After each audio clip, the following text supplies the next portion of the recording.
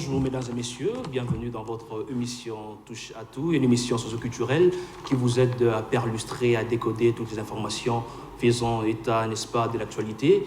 Mesdames et messieurs, c'est toujours avec mon confrère avec qui nous produisons cette émission avec un mouvement rotatoire, à qui je m'en vais dire bonjour monsieur Amour. Bonjour monsieur Chapak. La santé ça va? Très bien. Impeccable. Très bien, merci beaucoup. Mesdames et messieurs, aujourd'hui devant moi nous aurons un député avec qui nous allons devoir parler de plusieurs sujets. On va parler de l'insécurité à l'est du pays, on va parler des crises institutionnelles, on va en tout cas parler de pas mal de sujets. Pour gagner les temps, je m'en vais d'abord rapidement dire bonjour, messieurs Ngandou Kayembe Valentin. Bonjour. Alors, on ne sait pas comment vous présenter, secrétaire national du PPRD bar opposition, secrétaire national du PPRD mosaïque bar union sacrée. Comment expliquez-vous cette cacophonie, cette dissonance et votre revirement à l'union sacrée? Merci bien pour la question assez pertinente. Et comme vous le savez, je suis élu sur la liste du PPRD et je demeure attaché à mon parti politique qui est le PPRD. Et donc, pour autant dire qu'il n'y a pas de cacophonie, comme vous pouvez le qualifier. Et nous avons juste répondu à l'invitation lancée par le président de la République, celle de pouvoir adhérer au nouveau courant politique, à la nouvelle vision, la vision de la reconstruction du pays. Et au fait, l'Union sacrée apparaît aujourd'hui comme étant les dénominateurs communs pour la réconciliation nationale, dont les Congolais, où que vous vous trouviez. Et voilà, il y a une formule pour la réconciliation nationale, et nous avons compris que c'était l'Union sacrée, raison pour laquelle nous y avons adhéré. Honorable, est-ce que pensez-vous vraiment que la RDC pourra atteindre son émergence, d'autant plus que son élite politique n'aura pas atteint, excusez-moi, passez-moi le terme, la maturité? Je me fais expliquer, on voit de prendre des transhumances politiques, de versatilité, la mégestion. Est-ce que vraiment on pourra dire à une certaine mesure que la RDC pourra à un certain moment atteindre son émergence? Non, l'émergence de la République démocratique du Congo est une question qui touche toute la population. Disons, l'essor de la République démocratique du Congo doit partir de changement de la structure mentale. Vous savez, il y a un responsable, un très haut responsable de ce pays, qui a reconnu en disant « Je n'ai pas réussi à transformer l'homme congolais ». Et si l'homme congolais est transformé en soi, c'est-à-dire si la structure mentale connaît un changement, et voilà, c'est par là que débutera l'émergence du Congo. Vous avez adhéré à l'Union sacrée il n'y a pas longtemps, alors que vous étiez du FCC, tout en étant au PPRD. Et là, je vais dire que vous êtes toujours secrétaire national du PPRD.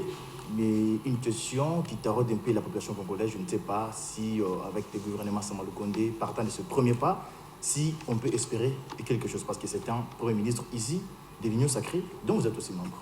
Oui, il y a beaucoup de lueurs d'espoir avec ce gouvernement. Vous savez, c'est un gouvernement assez exceptionnel. Déjà, à sa première réunion du Conseil des ministres, il y a eu des décisions importantes qui ont été prises, notamment celle de l'État de siège pour l'Est du pays, qui longtemps était en proie à l'insécurité, était carrément consacré entre les mains des ennemis du peuple congolais, était totalement entre les mains même des armées étrangères. Eh bien, cette décision était une décision importante que ce gouvernement a pu prendre. C'est pour montrer que c'est un gouvernement qui a l'obligation des résultats. Et c'est sur base des résultats que nous sommes convaincus que ce gouvernement produira bel et bien des attentes dont la population congolaise attend ferme. Honorable Valentin Kayembe, faisant une escale dans des institutions. Aujourd'hui, on est en train d'assister à une instabilité vraiment qui ravage notre pays du côté institution. On voit les gouverneurs des provinces qui sont déchus, démis de leurs fonctions. On ne sait pas. Il y en a d'autres qui sont démis de leurs fonctions de gouverneurs à leur ainsi. Au lieu qu'ils soient entendus dans leurs assemblées provinciales respectives, mais ils sont déchus à leur ainsi. Comment expliquer d'abord ce genre de situation? Oui, c'est vrai qu'à ce jour, il y a instabilité au niveau des institutions provinciales. dans beaucoup de provinces, nous assistons à des motions de censure qui font que les gouverneurs ainsi que toute l'équipe gouvernementale sont mis à l'écart, déchus de leurs fonctions pour des raisons qui fondamentalement ne sont toujours pas valables. Et ça, c'est l'instabilité, comme nous pouvons le dire. Mais il faudra également savoir que ce qui manque au gouvernement provincial, ce qui manque également au niveau des assemblées provinciales, c'est le dialogue permanent qui devra être établi. C'est pareil même au niveau central. Au niveau central, lorsqu'il y a absence de dialogue entre le gouvernement ainsi que l'organe délibérant, qui est l'Assemblée nationale, et il s'installe une sorte de crise. Et par rapport à cette crise, le président de la République, la Constitution, lui donne les prérogatives de pouvoir dissoudre l'Assemblée nationale. Alors, au niveau provincial, il y a carence de ces dialogues permanents qui devra être établi entre les organes délibérants ainsi que les exécutifs provinciaux pour pouvoir ainsi décoller, faire décoller les provinces. À date, nous pouvons retenir que si la plupart de nos provinces ne décollent pas, la responsabilité revient plus aux assemblées provinciales. Et j'ose croire qu'il faudra instaurer un cadre de concertation. Ce n'est surtout pas le problème de moyens, ce n'est pas surtout le problème de budget. Les moyens existent, mais le cadre de concertation doit être rendu opérationnel pour que l'exécutif ainsi que l'organe délibérant se retrouvent et après concertation dégagent les options qui vont définir la marche même de la province. Et si tel n'est pas le cas, nous allons assister à un cycle répétitif de démission de gouverneurs, de motions de censure, que sais-je encore, et voilà, nous ne ferons que les cercles vicieux. Merci, honorable. Alors, nous sommes toujours dans la même optique. Alors, comment aviez-vous perçu la déchéance de Zoé Kabila? Est-ce qu'il était incompétent, comme on l'a dit, ou soit c'est l'adversité politique? Non, il n'y a pas adversité politique. Je vous dis, je parle d'un cadre de concertation. Et il faut aussi savoir qu'il y a des irrégularités. Il y a des voies de recours qui existent. Lorsque la procédure n'a pas été respectée normalement, lorsque la procédure n'a pas été comme cela doit... lorsque la procédure n'a pas été du tout respectée, je pense qu'on doit saisir les instances compétentes pour pouvoir être réhabilité dans... Non, c'était ma question. Alors, mais la question que vous posez, je comprends très bien, c'est une question pour dire... Était-il incompétent? C'est ça ma question, oui. Mais bon, la compétence, il faut la définir par rapport aux objectifs. Voilà. Quels sont les objectifs assignés? Alors, au jour d'aujourd'hui, bon, moi, je ne fais pas partie de l'Assemblée provinciale. Je ne sais pas qu'est-ce qui était défini dans son programme d'action, qu'est-ce qui devait être exécuté et qu'est-ce qui ne l'a pas été. C'est un rapport avec les objectifs assignés que nous pouvons dire que non, il a atteint 40%, il a atteint 70%, donc voilà, il est compétent ou pas. Et n'étant pas de cet organe délibérant, donc j'explore seulement la possibilité de saisir les instances compétentes pour être réhabilité dans ses droits, si du moins on juge qu'on n'a pas été... que la procédure n'a pas été respectée. Il demande à la Cour constitutionnelle d'être réhabilité, peut-être qu'il y aurait violation de la loi, je ne sais pas, par rapport à sa démarche menée depuis tous ces jours. Je ne sais pas ce qui sera peut-être possible qu'il soit réhabilité de ses fonctions. Oui, mais vous savez, la justice, elle est indépendante aujourd'hui. Elle est totalement indépendante et je ne crois pas que c'est une question qui pourrait souffrir. Dès lors que la Cour sera saisie, elle va pouvoir se prononcer dans le délai. Il y a bien des provinces qui ont été réhabilitées et je ne crois pas que pour le gouverneur de Tanganyika, M. Zoé Kabila, que cela fasse exception. Je n'ose pas le croire. Honorable Valentin, on a l'impression que vous, membres de l'Union sacrée, vous voulez toujours déchoir tous ceux qui ont des postes alors qu'ils ne sont pas membres de l'Union sacrée parce qu'ils auraient Kabila n'était pas de l'Union sacrée. On ne sait pas si c'est la raison pour laquelle il a été déchu de ses fonctions. Il y a pas mal de gouverneurs qui sont déchus, je ne sais pas parce qu'ils ne sont, ils ne font pas, donc ils ne font pas partir de l'Union sacrée, je ne sais pas comment. Non, mais c'est totalement faux parce que je crois que les deux gouverneurs qui ont été déchus pratiquement au cours de la même période, il y a celui de la province du Kasaï oriental, donc Maweja, ainsi qu'Ezoé Kabila. Mais Maweja est de l'UDPS, il est de l'Union sacrée, il a été déchu par l'Assemblée provinciale. Donc c'est pour vous dire qu'à l'Union sacrée, il n'y a pas cette complicité de dire que parce que vous êtes de l'Union sacrée, parce que vous avez fait ce que la population n'a pas du tout applaudi, et voilà, on doit vous garder. Non. Donc celui-là du Kasaï oriental est parti bien avant le gouverneur de Tanganyika. C'est pour vous dire qu'il n'y a pas complaisance à l'Union sacrée. Honorable, au même moment, alors parce que j'aimerais que vous aidiez un peu la population qui est entre nous souvent ces moments, au même moment vous êtes honorable député, vous êtes issu de l'Union sacrée, alors au même moment vous êtes secrétaire national, un poste important, secrétaire national au sein du PPRD. Comment gérez-vous un peu cette, je ne sais pas si je peux dire cumul des fonctions ou comment? Non, il n'y a pas cumul de fonctions. Vous savez, lorsque le président de la République, son Excellence Félix Antoine Tshisekedi Tshilombo, annonce à la nation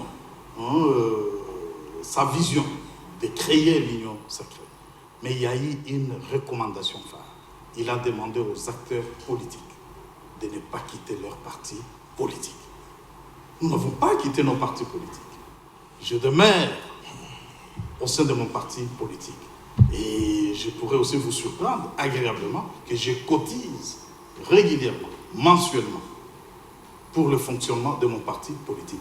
L'une des conditions majeures pour être membre d'un parti alors, politique. Selon... C'est pour autant dire qu'à ce titre, très bien. Si déjà on doit cotiser, si déjà on doit assister à des activités du parti, et je prends en charge la permanence de mon parti dans mon territoire ou ma circonscription, d'où je viens, d'où je suis élu.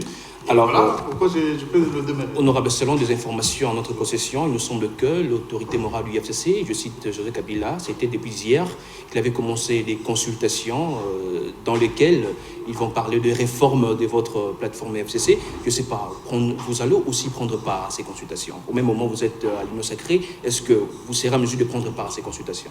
Non, mais les consultations, lorsqu'il y a les consultations politiques pour sauver la nation, pour sauver la République, et je crois qu'en tant qu'acteur politique, nous devons y répondre. Le président de la République avait ouvert les concertations, c'était pour sauver la République, et nous y avons répondu. Et si nous trouvons qu'il y a des concertations qui vont dans le sens de sauver la République, et je crois alors il n'y a pas caché, on sait qu'en nos jours, il n'y a pas vraiment de très bonnes relations, là il faut le dire. Il y a une relation, je pourrais dire, à couteau tiré entre l'actuel chef de l'État, Félix Tshisekedi et José Kabila. Alors au même moment où vous êtes en train de participer à des consultations de l'IFCC, au même moment où vous êtes à l'Union sacrée, est-ce que vous voyez que c'est vraiment concevable? Les consultations n'ont pas encore été annoncées, elles n'ont pas encore été programmées, et qui vont être consultées, ça c'est pas encore défini. Et vous le dites, attendez qu'il y ait d'abord cette programmation, qu'il y ait cette annonce et qu'il y ait le début de ces consultations. Honorable, plus que vous êtes élu de Timbelengue, voilà, le Grand Kasaï est toujours enclavé depuis Belirette, alors qu'il a des potentialités pouvant au moins développer à grande échelle cette partie du pays où on cite d'ailleurs la sécurité, il y a d'autres choses qui ne marchent pas convenablement. Je ne sais pas, il y a d'ailleurs des projets chimériques, il y a des projets qui sont considérés comme des éléphants blancs jusqu'alors, ils ne sont pas toujours achevés. Entre autres, nous avons la route qui mène vers Kalambambouji et Mwenamboulou, nous avons la chute Katende jusqu'alors qui n'est pas toujours achevée. On ne sait pas quels sont les voies et moyens pouvant utiliser pour explorer et que cette partie soit au moins développée ou trouve encore son essor. Bien sûr, c'est pour la énième fois que nous allons parler de ces grands projets de désenclavement de la province du Kasaï central, et notamment la route que vous avez citée de Kalambambouji, les chutes Katende, et c'est peut-être avant même que nous ne soyons nés, on parlait déjà des chutes Katende. Donc ce qui est vrai est qu'au jour d'aujourd'hui, nous pouvons déjà noter qui, dans le programme d'action du gouvernement de l'Union sacrée, qui est le Premier ministre, a présenté à l'Assemblée nationale, un programme qui a été bel et bien adopté par les élus du peuple. Le programme des Chutes Katende, le programme reprend le projet Chutes Katende, comme pour dire, il va être achevé. Il reprend également bel et bien les infrastructures de base, notamment la route Kalamambouji, qui va pouvoir désenclaver la province par rapport à la République d'Angola, et bien d'autres routes, telles que la route nationale numéro 1, qui va partir de Chikapa jusqu'à Kananga, qui sera bel et bien asphaltée, et de Kananga jusqu'à Mbujimai, et de Mbujimai, ça va continuer jusqu'au Katanga. Donc, c'est intégré déjà dans le programme, parce que tout ce que nous pouvons faire, nous, comme parlementaires, c'est déjà capter dans le budget les ressources nécessaires, les ressources à mettre à la disposition de l'exécutif pour pouvoir exécuter ces ouvrages. Et ça, nous l'avons fait. Les Chutes Katende, route Kalamambouji, la voirie urbaine, donc tout est contenu dans le programme du Premier ministre avec le budget qui est en cours d'exécution. Ça se dit depuis Belgrade toujours pour le développement de cette contrée de notre pays. Du temps de Kabila, lorsqu'il fut encore au président de notre République, il avait fait un petit tour à Kananga et il a assumé toutefois de dire qu'il y aura développement bientôt, il y a de l'électricité, Chutes Katende des réhabilités. Jusque-là, pas toujours de solutions. Et d'ailleurs, en 2016, j'ai fait un petit tour à Kananga là. Pendant presque 6 mois, j'ai assisté à une catastrophe vraiment qui a frappé cette partie du pays, du côté Kamena Sapo, qui a été tué. Il y avait aussi des militaires qui ont commencé à massacrer le peuple Luba. On ne sait pas. Kabila n'a pas pu développer cette contrée du pays. Croyez-vous qu'avec Tshisekedi, en synergie avec l'Union sacrée, on va le faire? Écoutez, je dis, il y a le développement, il faut l'entendre dans ces deux axes. Il y a d'abord le développement interne ainsi que le développement externe. Et sur le plan interne, que fait la population? Donc, vous n'allez pas me dire que le président de la République, qui qu'il soit, viendra faire le champ pour vous. Il viendra développer le petit élevage pour vous. Il viendra installer une petite usine de transformation de l'huile de palme. Ça, c'est ce que la population devra d'abord faire, c'est-à-dire le développement à la base, se remettre au travail. Ça, c'est sur le plan interne. Est-ce que la population est au travail? Je crois que non. Donc, nous invitons la population à retourner d'abord au travail. La population a totalement abandonné l'agriculture. Vous n'avez qu'à voir la jeunesse active aujourd'hui, c'est-à-dire dans la tranche allant de 15 à 25 ans. Mais vous les trouvez, ils sont totalement en exode. Ils quittent leur province parce qu'ils sont à la recherche de mieux-être ailleurs, alors qu'on peut tout retrouver sur place. Donc l'agriculture est abandonnée. On pense que c'est pour les vieillards ou les vieux hommes. L'élevage est abandonné. La pêche est abandonnée. Mais ce sont là les fondamentaux pour parler du développement. Parce que par là, vous aurez déjà réuni les biens de première nécessité dont un peuple a besoin pour rester chez lui et ne pas devenir nomade. Très bien, honorable. Est-ce que vous, qui avez au moins sorti la tête, vous du Grand Kassai, est-ce que vous arrivez à des fois que vous organisiez de réunions justement pour chercher le développement de cet espace Grand Kassai? Oui, nous le faisons plusieurs fois. Je pense qu'il y a eu une dernière conférence, il a parlé de 2016, il y a eu une grande conférence sur le développement de l'espace Kassai. Et cette conférence était assortie des grandes recommandations allant secteur par secteur, dont les rencontres, les idées, elles sont déjà consignées. Elles sont déjà consignées. Et je crois que lorsqu'on parle de programme de développement, voilà, c'est tiré dans des réflexions qui ont été déjà menées. Il y a aujourd'hui le port. Parce que vous savez, au Kassai, on oublie qu'il y a également les grandes rivières sur lesquelles les bateaux peuvent facilement naviguer et approvisionner cette partie de la République. Et là, en passant, je salue le président de la République, son Excellence Félix Antoine Tshisekedi, qui, par son implication, est arrivé aujourd'hui à construire le port Ndomba. Hein, c'est un port qui se trouve dans le Kasaï oriental. Et le bateau part de Kinshasa jusqu'à Ndomba sur la rivière Loubi. Et à partir de la rivière Loubi, où il y a le port, voilà, les deux provinces sœurs sont approvisionnées en biens de première nécessité. Et ça, c'est déjà un des enclaves. Merci, merci. Honorable, l'actualité oblige. Le FCC, par le biais de son porte-parole André Alain Tondou, qui avait réussi à organiser une conférence de presse dans laquelle il s'est dit ne pas reconnaître tous les postes qu'occupent certains de vos membres du FCC qui se réclament toujours du PPRD, soit FCC. Peut-on déjà vous qualifier d'un produit de débauchage? Il n'y a pas eu de débauchage. Nous sommes à l'Union sacrée comme élus, parce qu'aujourd'hui, lorsqu'on parle de l'Union sacrée, c'est d'abord une idée qui émerge au sein des institutions, hein, et notamment à l'Assemblée nationale, et où un groupe important de 52 députés nationaux, voilà, ont adhéré à cette vision du président de la République. Et 50 élus, vous comprendrez que c'est un poids important, et ce qui fait que cela justifie notre participation dans le gouvernement de la République, où nous avons eu, bien entendu, 6 postes, et c'est les résultats du poids que nous représentons. Il n'y a pas eu de débauchage, j'insiste, et je le répète, pourquoi? Personne n'a quitté son parti politique. Donc il n'y a pas eu de débauchage. Il y a débauchage, c'est-à-dire vous partez d'un parti pour un autre. Et quel est le parti auquel nous avons adhéré? Aucun. Il n'y en a pas. Il n'y a pas eu de débauchage. Il ne reconnaît pas les postes qu'occupent certains de vos membres du FCC. Je ne sais pas à quelle occasion il a fait cette déclaration.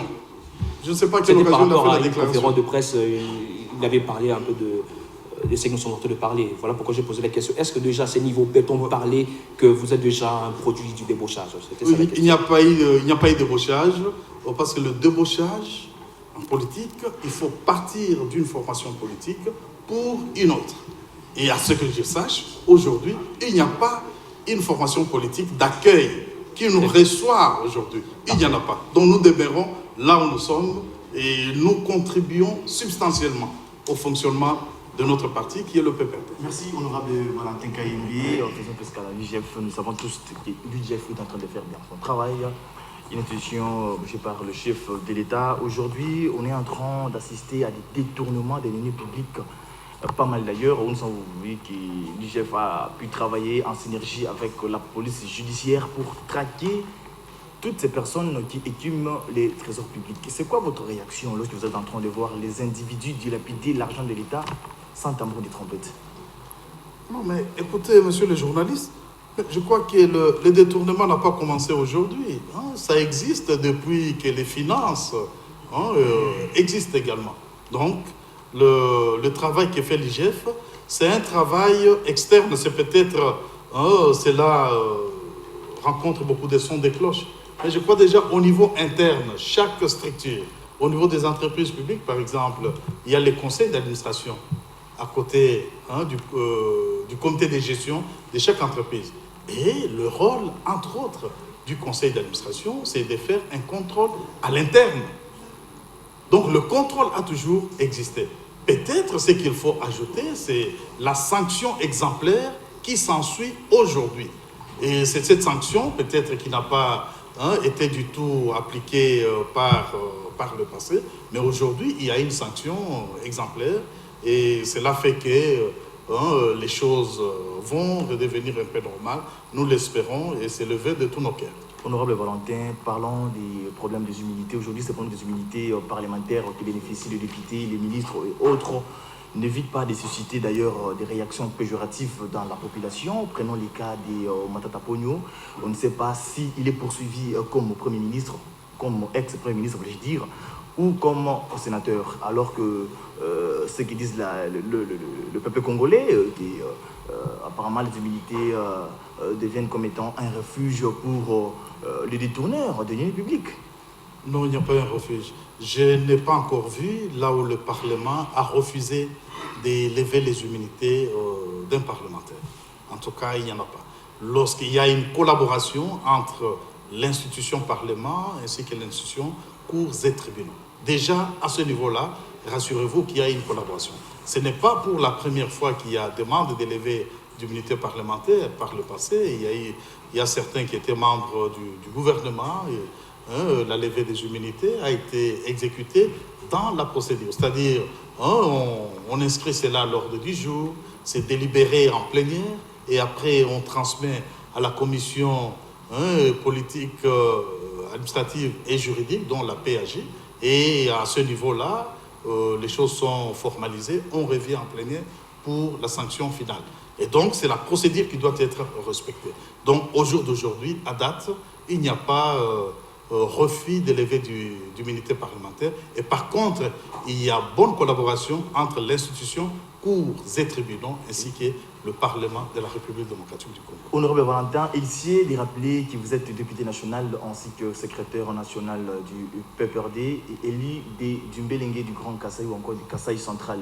Faisons ce qu'on a un peu dans les propos de M. Noël Tchani parlant de la congolité pour la présidentielle prochaine qui fait d'ailleurs couler beaucoup d'encre et de salive dans la population. Aujourd'hui, on constate qu'il y a une bataille médiatique qui est devenue aujourd'hui un peu dure entre Noël Tchani et les partisans de Moïse Katumbi Tchapoué et Mouyambouka. Ça, je l'ai suivi très bien, le bâtonnier. Il est de Moïse Katumbi Tchapoué. Il dit tout simplement que cette proposition est là pour écarter Moïse Katumbi Tchapoué de la présidence prochaine. Quelle est votre réaction par rapport à ce propos de M. Noël Tchani? Ma réaction, c'est que, c'est très tôt de parler de cette question, parce qu'aujourd'hui, on ne parle pas élection. Nous avons nos frères et sœurs qui sont en train d'être délocalisés maintenant, là, qui quittent la ville de Goma pour aller dans la périphérie. C'est une question majeure, ça c'est le social. Cela doit plus nous préoccuper que nos propres intérêts personnels et égoïstes. Cette partie de la République, non seulement qu'il y a l'insécurité, et aujourd'hui il y a un phénomène tout à fait naturel et dont on ne sait pas stopper, quelles que soient les ressources financières dont on peut disposer. Alors, la question sur la congolité, je pense que c'est assez prématuré que l'on parle de ça, surtout que c'est lié aux élections à venir. Pensez-vous que dans un contexte pareil, vous pouvez organiser les élections pendant qu'on est en train de délocaliser un peuple? Je crois non. Occupons-nous d'abord de notre population. Occupons-nous d'abord de nos frères et sœurs de l'Est du pays qui est en train de pousser des cris de détresse pour l'instant. Je ne crois pas que cela soit une priorité. D'accord, merci. Je vois apparemment que vous êtes en train d'échapper à cette question. Je vais un peu essayer de réformer cette question. Êtes-vous d'avis que cette loi que dit Noël Tchani puisse être entérinée par nos parlementaires? Êtes-vous pour que cette loi soit entérinée? Mais jusque-là, vous parlez des idées. Vous parlez des idées. Il n'y a ni proposition de loi qui, du reste, doit d'abord passer par le Conseil des ministres. Je n'ose pas croire. Je n'ai suivi aucun compte rendu du Conseil des ministres qui parle d'un projet de loi qui porte sur la congolité. En tout cas, je n'en ai pas suivi. Soit un projet de loi initié par un parlementaire, donc à la Chambre basse, où je suis, je n'en ai pas entendu parler. Mais bon, vous parlez des idées. Et voilà pourquoi je dis que c'est très tôt que l'on parle d'une telle question en ce moment précis. Alors, si jamais on entérinait, parce que je vais un peu faire cette hypothèse, alors si jamais on entérinait ce projet de loi, alors quels seront les avantages, soit les désavantages, si jamais on entérinait? Vous êtes un politique, vous pouvez faire une projection, si jamais on entérinait ces projets de loi, quels seront les avantages, soit les désavantages? Oui, si on entérinait ou si on n'entérinait pas, je crois que c'est l'intérêt du peuple qui doit primer. Ne voyons pas les individus. Lorsqu'il y a un projet de loi qui est calqué sur des individus, alors je me dis c'est égoïste. Et ça doit être écarté.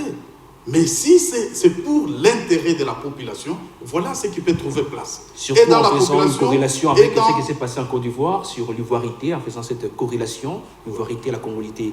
On a tous compris ce qui s'était fait, c'était pour écarter l'actuel président de la Côte d'Ivoire, Alassane Ouattara, c'était Arikona Bédié et Laurent Gbagbo. Ils avaient cherché à entériner cette loi pour, de les jours à venir, écarter Alassane Ouattara. Est-ce que si ça devait être le cas avec notre pays, quels seront les désavantages? Non, je ne voudrais pas entrer d'abord dans les désavantages. Moi, je parle d'abord de la faisabilité.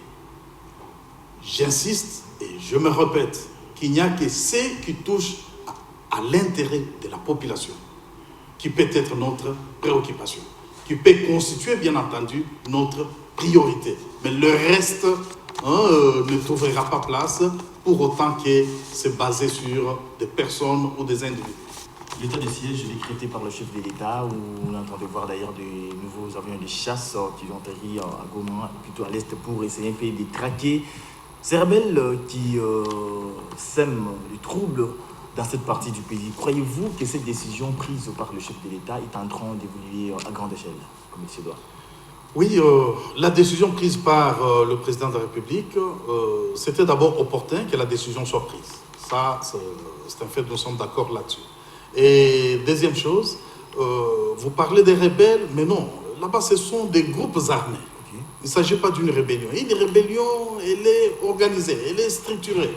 Et il y a une tête d'affiche qui conduit cette rébellion. Mais là, vous avez des groupes armés qui s'emparent d'un village, 2 ou 3, pour exploiter nos minéraux. Ce sont les terroristes. Et là, les terroristes sont en train d'être boutés dehors, et certains en train d'être neutralisés, et d'autres en train de se rendre à l'armée régulière qui est les forces de la République démocratique du Congo, FARDC. Et donc, la décision de l'état de siège décrétée par le président de la République est en train de trouver son bon chemin, et que par conséquent, nous profitons de votre plateau pour demander également au président de la République d'aller au-delà de la nomination du gouverneur, des maires et des maires adjoints, et qu'il nomme également les administrateurs des territoires. Donc, ils doivent être militaires dans cette partie. À la fin, il y a une prorogation de cet état de siège. Croyez-vous que cette insécurité doit ou peut être extirpée alors que ça a été mais aujourd'hui, les bilans est revu à la baisse. Non, nous, je crois qu'il y aura une période encore supplémentaire qu'on va pouvoir proroger l'état de siège. On va pouvoir aller au-delà de la période actuelle pour qu'on puisse nettoyer, aller partout où ces terroristes se sont cachés, de telle sorte que la paix soit totalement rétablie dans cette partie de la République. Très bien, merci beaucoup, honorable. Mesdames et messieurs, nous sommes pratiquement arrivés à la fin de cette émission. Alors, je vais laisser la dernière parole à M. Amour. Qu'est-ce qu'on peut retenir? Oui, ce qui a fait que nos téléspectateurs... je pense qu'ils sont nombreux plutôt à nous suivre et nous disons merci de leur belle attention. Et surtout ceux qui mettaient le vœu de nous suivre sur le net aussi, rejoignez-nous sur TV du Peuple RD Congo, mais aussi les deux frères, plutôt Touche à Tout TV officiel. Vous aurez l'intégralité de nos émissions. Merci beaucoup. Très bien, merci beaucoup, honorable. Qu'est-ce que l'émission Touche à Tout pourra retenir de votre passage? Merci bien. C'est d'ores et déjà, je vous remercie de nous avoir invités. En ce moment, nous sommes de cœur avec nos frères de l'Est et particulièrement de la ville de Goma. Et comme vous comme moi, nous avons vu des colonnes de gens en train de quitter la ville de Goma pour aller dans la périphérie. Et nous sommes de cœur avec. Et nous demandons au gouvernement de la République de tout mettre en œuvre pour que cette population qui a tant souffert soit suffisamment sécurisée et assistée jusqu'à ce que cet événement naturel va pouvoir se calmer. Voilà ce que nous pouvons dire. Très bien, merci beaucoup mesdames et messieurs. C'est ici que nous mettons fin à cette émission. Retrouvez-nous très prochainement avec le même plaisir. Ciao.